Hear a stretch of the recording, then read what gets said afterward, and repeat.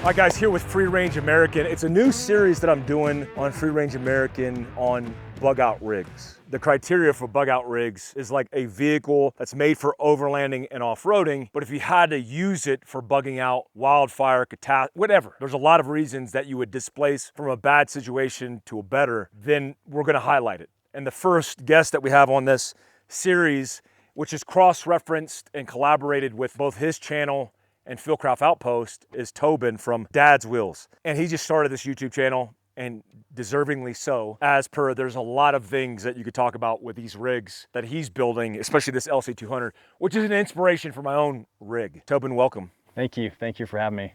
You drove up from? From Lehigh. Was that fun driving with 37s and LC200, pulling a trailer up the valley, up the canyon? Was that? The best part about it is that I haven't re-geared. Really? And it's amazing. It still pulls away on the freeway without the trailer. The trailer's a bit heavy. And 5.7. Yep. So we're gonna start front to back with this thing, and I'm gonna show you a little bit of B-roll overlapped, looking at the capability of this, because not a lot of people put 37s on LC200s because most of them are parked in malls. But a lot of guys in the overland space, Landcruiser Outfitters, Kurt Williams, Scott Brady from Overland Journal, Greg from the Landcruiser Heritage Museum, they will all tell you the best off-road, overland, off-road rig ever created is the LC200. In fact, Kurt will tell you it's 2016 and up, which is why I bought a 2016. Why did you buy this rig? Like particularly, why the LC200? I had an 80 series before, and then I sold that after fixing it up to pay for the mods on the 100 series that I bought. Built that up, then I sold that to pay for the mods for this one. Do you think every time you did that, you were upgrading into a better rig and you've finally landed, or? Oh, geez, I feel bad. There's so many 100 series owners. 80s are obviously amazing, right? Solid axles, lockers, factory front and rear, right, as an option. I had those on my 95, but I'm telling you, man, they dialed everything in on this. The power to weight ratio is it's just amazing. I told you, on the freeway without the military trailer, stock gearing, 37s, heavy 37s, mud trains, it still pulls away. I mean, it's just amazing. I couldn't do that in any of my other ones, the 4.7 or the 4.5. Yeah, you might as well go get a trailer from U-Haul to pull up the 80 series if it had 37s and it wasn't re-geared. You have a bull bar, which I think is essential. We just talked about this recently, especially in Utah, because you don't smack a raccoon or a possum. You're talking about deer, elk, and I was gonna say bison.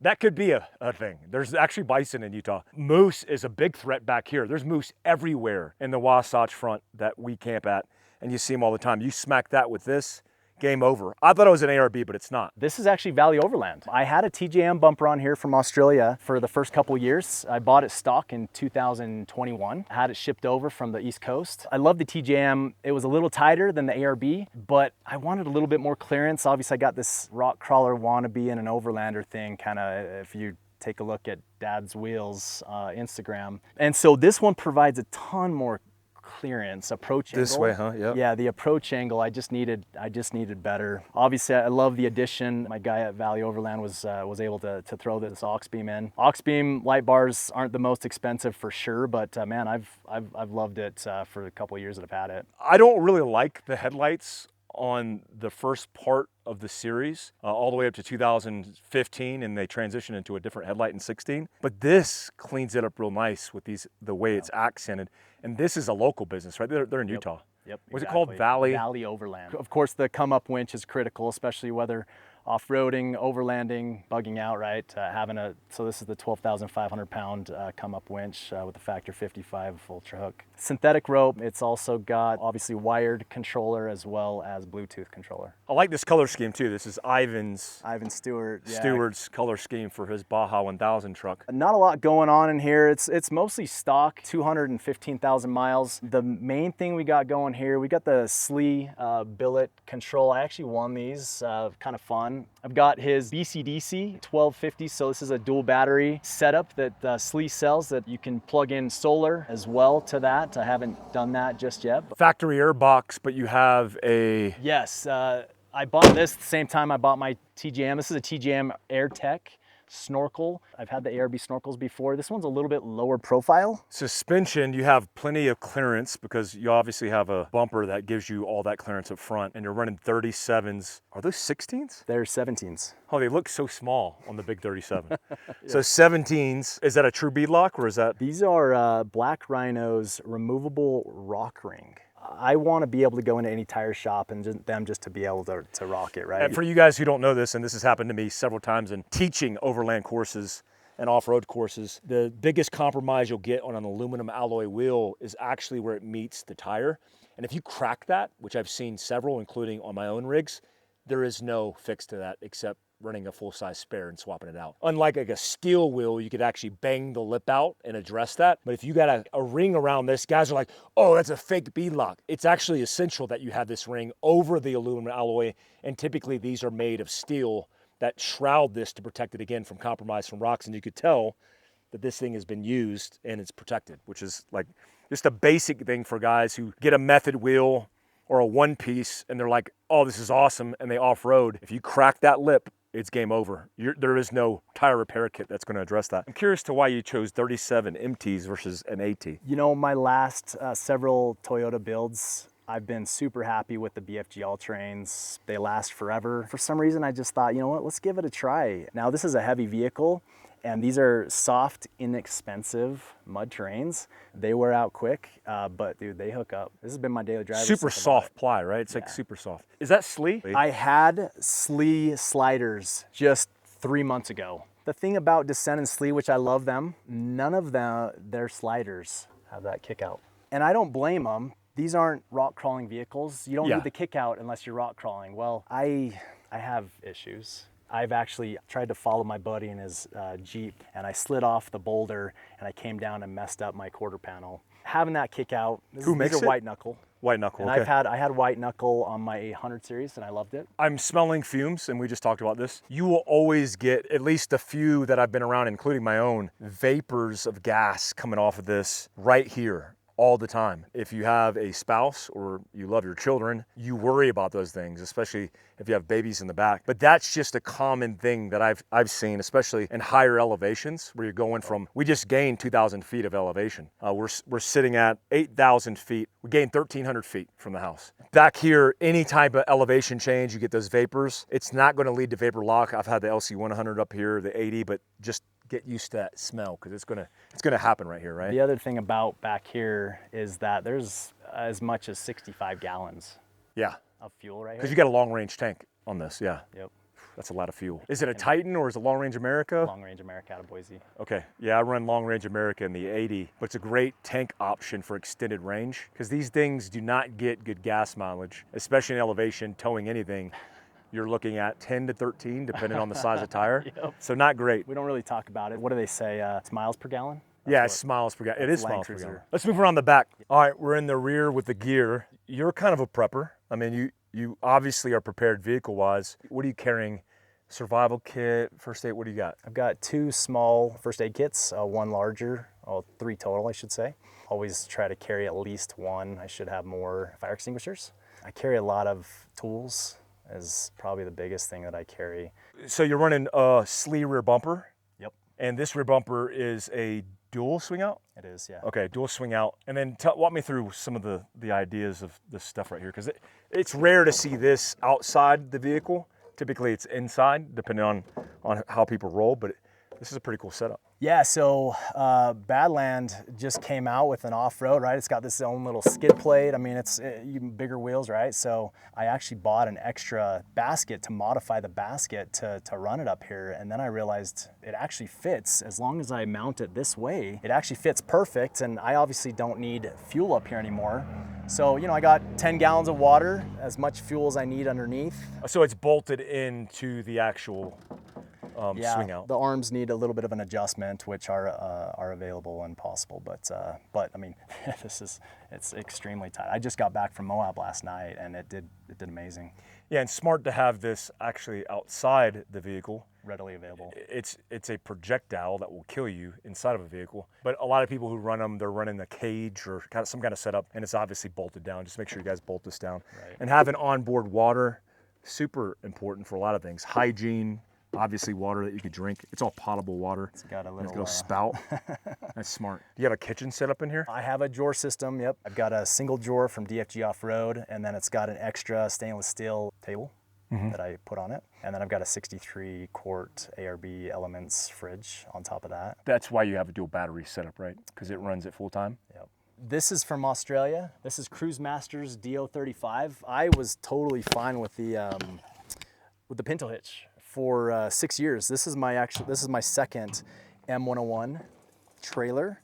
This is an M101A3 trailer, which is a little bit wider, and it's also got, as I call them, pretend portals. The axle underneath, you'll get a kick out of it, but as I think I mentioned to you, I'm going to be adding portals to this vehicle next month. We got to do a recap on that. A 74 weld? No, bro. Portal Pros. Portal Pros. Yeah. So you're doing portals. Are you going to keep 37s or are you going to go 40s? My goal is to run these out, and I mean, they're getting close. And then I'll try to just be happy with 38s. 38s is a solid balance before getting crazy. Yep. It's a 25% gear reduction at each hub. And so it's really good that I have not re-geared the diffs yet, because I'd have to undo that. Yeah. So, Yeah, which is the cool thing about portals. There's many things that are sketchy because it's fairly new. Yep. A lot of companies are kicking things off. There's a lot of R&D and T&E that goes into it. Looks really cool. You could see them running Rubicon all the time. All the WFO and a couple other places are doing them. Yeah. I wanted to go a little bit more before I commit to an expensive portal, but they look super cool. This is one of the coolest trailers I've seen with that Pendle setup, because that allows you to articulate it. Most guys just hook it up to a ball, and that's not going to work off-road. This allows you truly to run it off-road. So I got into camping because of my grandpa. It's kept me close to my parents through my teenage years. It was kind of rough, but we always would go camping, off-roading. That's what we did. We didn't do sports, we didn't do hunting. I want to be able to take this anywhere that can go. And this is critical.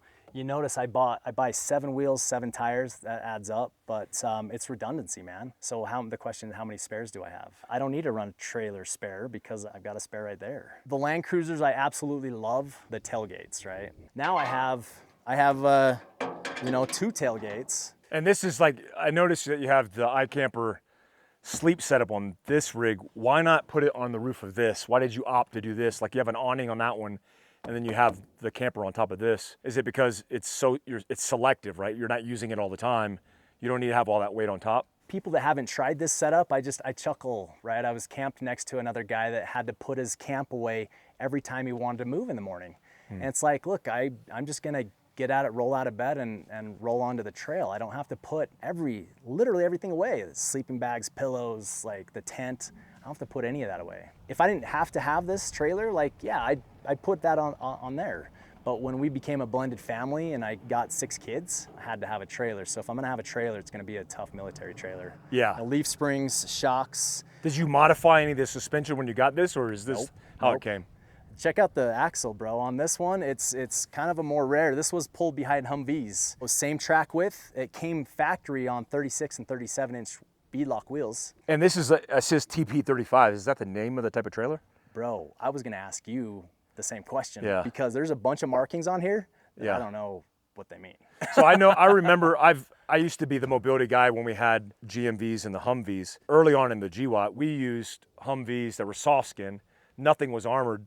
And then we would use these to transport water and blivets of fuel. So we'd have a large inflatable, not inflatable, but a soft fuel bladder or blivet, and then use it for transportation of fuel if we were going on long range extended trips. And these are actually, they're rare, but you could find them, which is really cool, because if you could find one and then use this instead of a $25,000 Black Series, which I just sold one of them. I know how much they cost.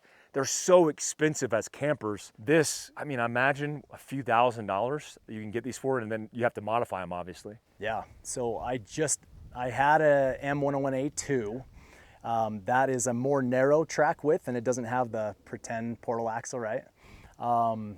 and it comes with regular tires and wheels. I had that since 2018. I just recently sold that. Those go for about $1,500. These M101A3s, slightly newer. These are a little bit more rare. These are on average around $2,000 for a good quality one. I had looked for about 18 weeks. I'm gonna get this before we release this video so we don't hurt the market and I could find one. If you see one, let me know. All the things considered with the rig, what's the biggest strength and what's the biggest weakness? It was interesting you brought up Greg and Kurt, obviously, because some people are like, it's IFS. I'm like, dude, have you tried it? That's the problem. Everybody thinks IFS is immediately a no-go. It's like IFS done right by Toyota. Like if you take a Bronco, I know this because me and Andy Stump broke his Bronco in like 10 minutes in Moab. Me and Yeti, my buddy, we just went to a hurricane and he was high siding on like 2 feet of anything, but Toyota did it right. You don't have that many issues with these, with the right clearances and the right things dialed, right? Yeah, I would say if you're going to modify it heavily, the tricky things to navigate are the KDSS system with the 200 or the automatic height control AHC for the 570s. Yeah. So those are the tricky things if you're gonna go, you know, get as crazy as possible. But yeah, I could see that. So that seems like it's a weakness. What's the biggest weakness out of this setup that you currently feel? Probably, geez, organization. My back is, even though half of it is organized, the other half is like, I'm looking in my toolbox. Oh, I gotta throw that in. Oh, I could use that. Oh, somebody could use that. Like, I'm just constantly chucking as many tools as like, you know, I can fit. There's not a lot of room in these either. With the third row. Yeah. I have 4 kids and we use the third row. Yep. There's like no room. I gotta get, you know, the thing on top to be able to transport stuff. But if you don't have that third row, then it's a pretty decent space for tools at least, right? Yeah, and the factory roof rack is a little bit of a limitation. I've been trying to figure out how to mount Pelican cases. I've got some, you know, some rifle Pelican cases matching that I want to mount up there to help my organization. What's a dope setup, man? Where can people find you again? Dads_wheels. Dad's Wheels on Instagram, YouTube, Tobin L. Gardner on Instagram as well. Yeah, we'll link it all down below, guys. Look forward to some behind the scenes. I'm gonna do a video on Mike Glover channel with Tobin when he gets these portals on, and we're gonna do some testing. We're actually gonna go out with him, do a little adventure, and that will be on Mike Glover channel, which I'll link down below. If you're not following us, it's been a long time since we did content on Free Range American. We're bringing it back. If you didn't know, Evan Hafer, who's a buddy of mine who vetted me for the agency, started Free Range American with the guys, and we're just trying to bring it back. If you like this kind of content, make sure you let people know, subscribe, and all that good stuff. Until next time, peace out, guys.